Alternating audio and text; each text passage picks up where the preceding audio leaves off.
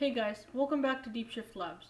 In this video, I want to review the Anycubic Vyper and help you decide whether it is the perfect beginner printer for you.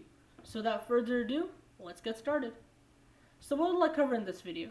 In this video, I want to show you what the Anycubic Vyper is, what are some major features, some drawbacks, our verdict as a robotics research institution, and then how you can decide whether this is the right printer for you.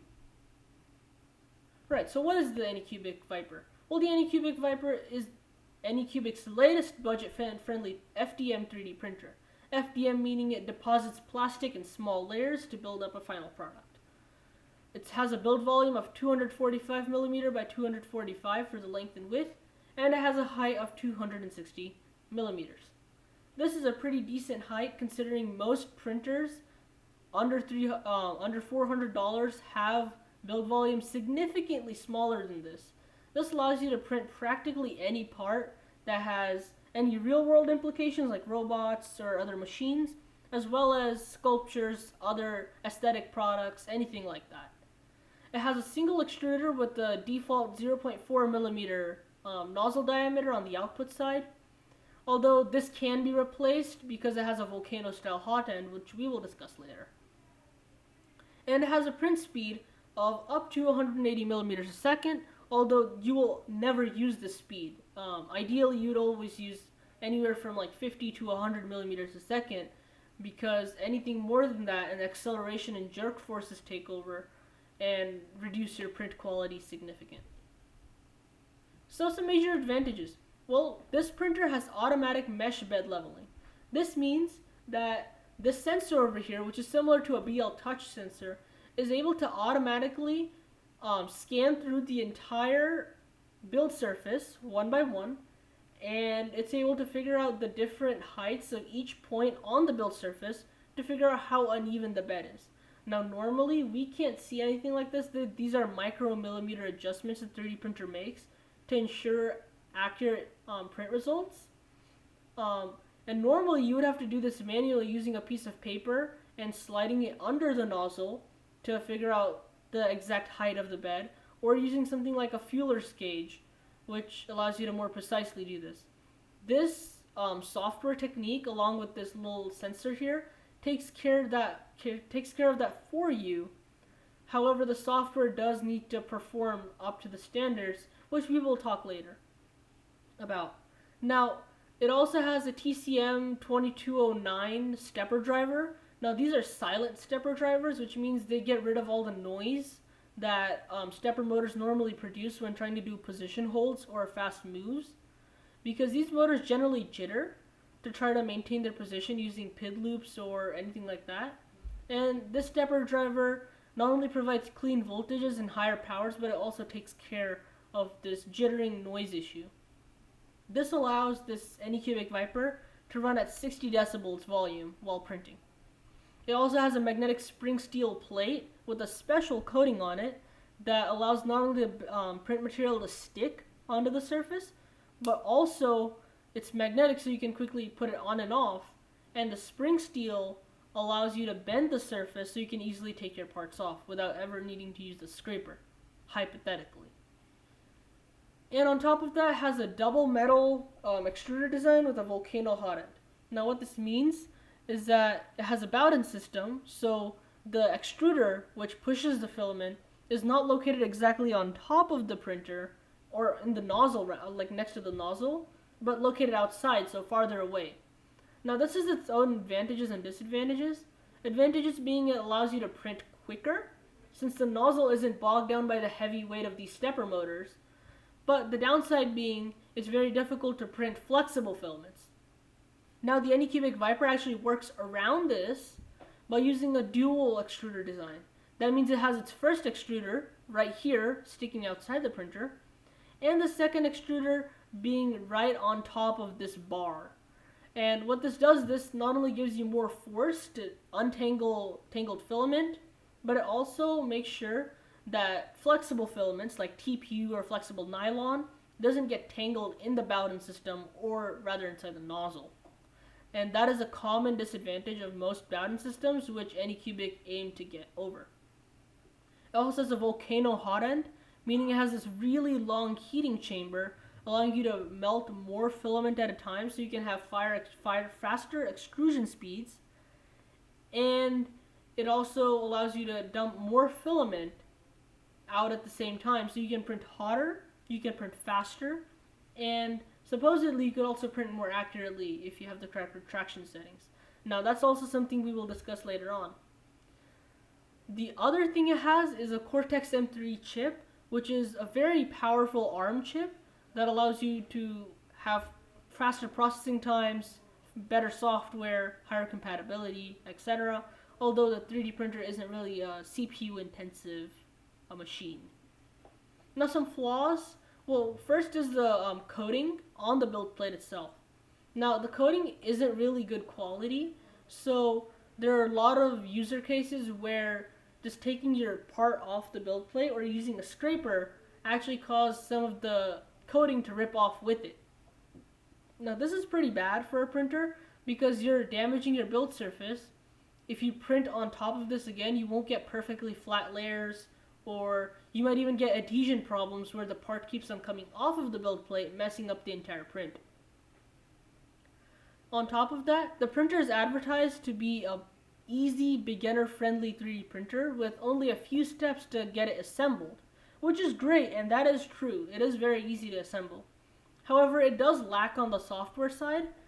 It doesn't come with any Cura profiles, meaning Cura is the slicer you would use the software before the 3D model goes into the printer to tune all the settings, to slice up the 3D model, and etc.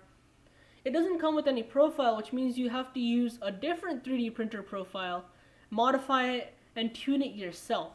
Now, if you're a beginner, this is quite a difficult challenge, and although you can get it after a few test runs, it is still quite a hassle, and it can be discouraging if your parts do not come out the way you expect it to, especially for beginners. It also has faulty filament profiles, and filament has to be also tuned. I mean, if you print PLA, which is the standard filament everyone uses, it's the cheapest, easiest to work with. If you print it too hot, it starts dripping out of the nozzle, which can have huge retraction issues. You can have stringy parts, stuff like that. But also, if you print it too cold, then the filament won't come out. You can jam your nozzle, which would be even harder to fix. And there are a lot of issues with that. And Anycubic doesn't provide any retraction settings, any temperature settings, anything like that. So it is something for you to mess around with, which can be unideal for beginners. It also has a tool tray, which is exciting because now you can install all of your 3D printing tools in the printer itself, except that the tool tray won't close. Now, this is quite an issue because, I mean, it's not really that big of an issue, but it's still annoying to see that a tool tray that's provided to you will keep on rattling, it won't close, and that just kind of gets on the nerves for a lot of people, as you see a full metal printer with all these amazing functionality, and yet the flimsiest part is a tool tray. The Bowden extruder system, as I previously mentioned, is very powerful with the dual extruder design, all metal gears, everything like that.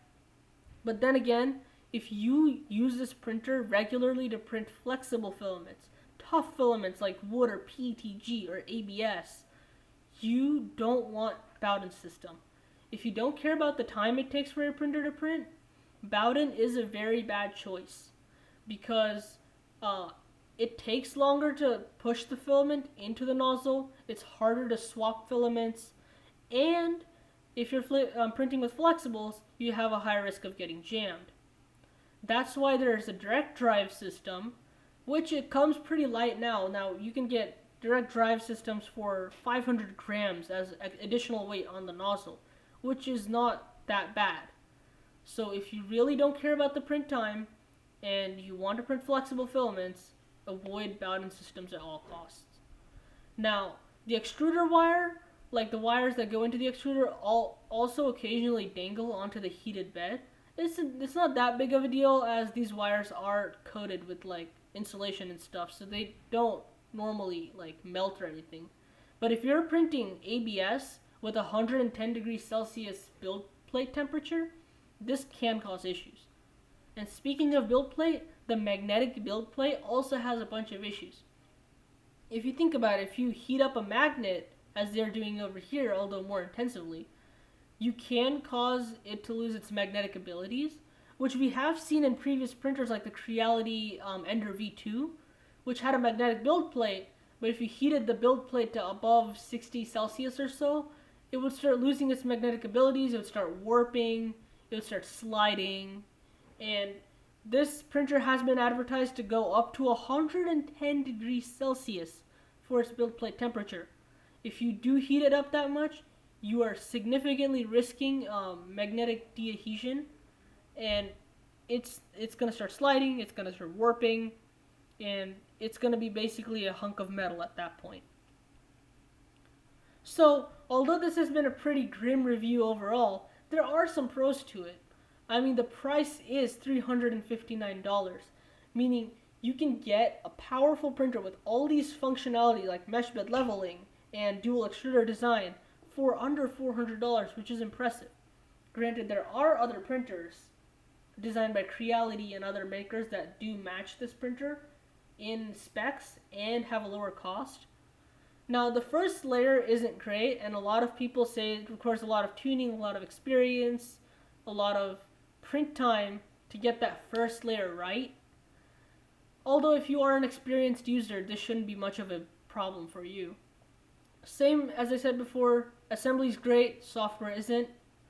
And it does have some retraction settings issues, so you'll have ghosting, you will have flimsy prints, occasionally you'll have stringy prints. So, not good for beginners. It has some powerful features, but then again, good for advanced people. And it's good price, it has pretty good support, being Anycubic is a pretty big company, so. Now, how can you decide? Well, there are some things you need to look at. Firstly, what type of filaments are you going to use? Are you going to use TPU, PETG, ABS?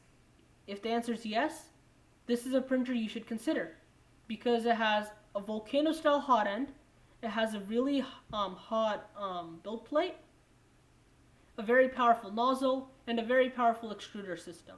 As long as you can tune it, this is a pretty good printer for you. Do you want a strong machine with a robust design, a reliable function once you get it tuned? With the keyword being once you get it tuned. If that's the answer, if the answer to that is yes, this is also something you should consider because it has a dual lead screw design, meaning you don't have to worry much about breaking the printer or having a bunch of issues with tuning or anything like that. Once you get the printer profiles ready, you should be fine for quite a bit of time. You don't need to do any Z alignment or anything like that. It uses pretty strong parts in general. And do you need automatic mesh bed leveling? Now, if the answer to that is yes, there's something else you need to consider. Remember, it doesn't come with Cura profile, which means you'll have to set up the mesh bed leveling in Cura yourself. If you don't do that, you'll have to manually bed level it using the touchscreen display Anycubic has on the Vyper. And then you have to start the print. But if that is some automation that you want to do, or if bed leveling is just not your thing, then this is definitely something you should consider. Anything else, any questions or anything you have, you can definitely leave them in the comments. And if you have any other printer suggestions or anything else you want us to review, definitely also leave those in the comments. If you like this video, please consider liking and subscribing. It definitely helps us out. If you have any other video ideas or suggestions, leave them in the comments. Good luck with your printing decisions. Good luck with your 3D printers. And until the next time, see ya.